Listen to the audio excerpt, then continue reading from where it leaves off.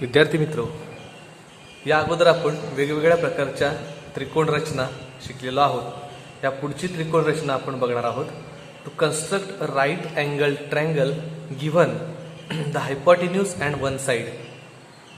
हायपोटेन्यूज म्हणजे कर्ण व एका बाजूची लांबी दिली असता त्रिकोण काढणे हा भाग आपण बघणार आहोत। या अगोदर आपण ज्या रचना बघितल्या होत्या त्याच्यामध्ये तिन्ही बाजू दिलेल्या होत्या, दोन बाजू व त्यांनी अंतर्गत असलेला कोन दिला होता, दोन कोन व त्यांनी समाविष्ट केलेली बाजू दिली होती। पण या ठिकाणी जी आकृती आपण काढणार आहोत त्या ठिकाणी काटकोन त्रिकोण काढणार आहोत, राईट अँगल ट्रायंगल, आणि त्या ट्रायंगल मधला हायपोटेन्यूज म्हणजे कर्णाची लांबी दिलेली आहे आणि काटकोन करणारी एक बाजू त्याची लांबी दिलेली आहे।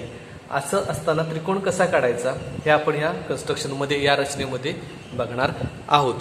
आता या ठिकाणी कच्ची आकृती मी काढलेली आहे। कच्ची आकृती काढताना एक गोष्ट आपण लक्षात ठेवायची आहे की ते अँगल MAN = 90 डिग्री, म्हणजे माप कोन MAN हा 90 अंश मापाचा आहे, म्हणून A या ठिकाणी 90 अंश मापाचा कोन केलेला आहे।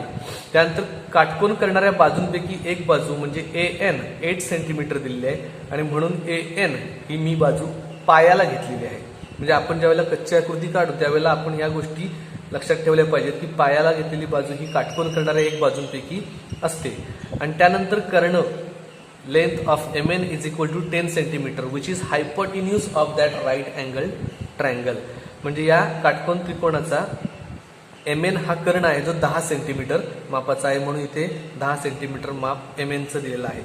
आता सुरुवातीला आपण याची रचना करताना, पक्की आकृती काढण्याला सुरुवात करताना आपण सुरुवातीला पायाची बाजू काढूया, जी आहे AN = 8 सेंटीमीटर। 8 सेंटीमीटर बाजू आपण काढणार आहोत, म्हणून 0 या ठिकाणी एक पॉईंट घेतलाय आणि 8 सेंटीमीटर या ठिकाणी एक पॉईंट घेतलाय आणि हे दोन बिंदू जोडलेले आहेत, जोडायचे आहेत। हे दोन बिंदू पट्टीच्या सहाय्याने आपण जोडू।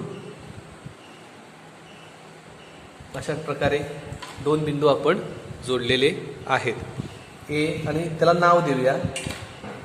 पहिला जो बिंदू आहे तो असेल A, दुसरा बिंदू आहे तो N आणि त्यांच्यामध्ये आहे 8 सेंटीमीटर माप।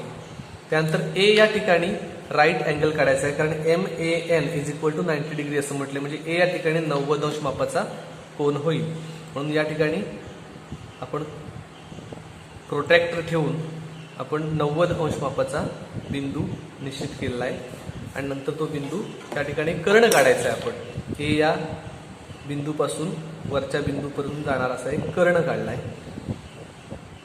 म्हणजे A या ठिकाणी 90 अंश मापाचा कोन तयार झाला आहे।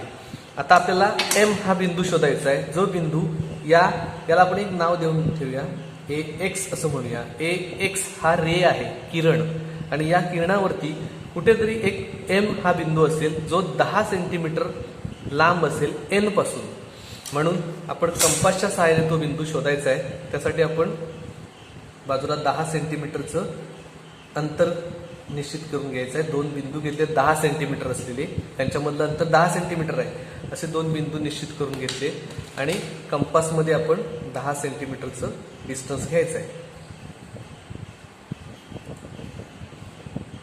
अशा प्रकारे आपण ते 10 सेंटीमीटर हे कंपासमध्ये डिस्टन्स आपण घेतलेला आहे। कंपासच्या दोन टोकांमध्ये 10 सेंटीमीटरचं अंतर आहे। लोखंडी टोक N या बिंदूवरती ठेवायचं आहे आणि एक कंस या किरणावरती मारलेला आहे। Drawing an arc on the ray AX। ज्या ठिकाणी हा कंस त्या किरणला छेदतोय त्या ठिकाणी जो बिंदू मिळेल तो असेल बिंदू M। हा बिंदू आणि N बिंदू यांच्यामधलं अंतर 10 सेंटीमीटरचं आहे आणि हे आपण पट्टीच्या सहाय्याने जोडायचं आहे। हा झाला हायपोटेन्यूज, कर्ण MN = 10 सेंटीमीटर। अशा प्रकारे आपण त्रिकोण रचना केलेली आहे। काटकोन त्रिकोणाचा एक कर्ण आणि एक बाजू दिली असता आपण अशा प्रकारे त्रिकोण रचना करू शकतो। अशा प्रकारे प्रॅक्टिस सेट 5 सराव संच 5 त्याच्यामध्ये काही उदाहरणं आहेत। पहिलं उदाहरण हे आपण सोडवलेलं आहे, तर बाकीची उदाहरणं आपण सोडवायची आहेत। धन्यवाद।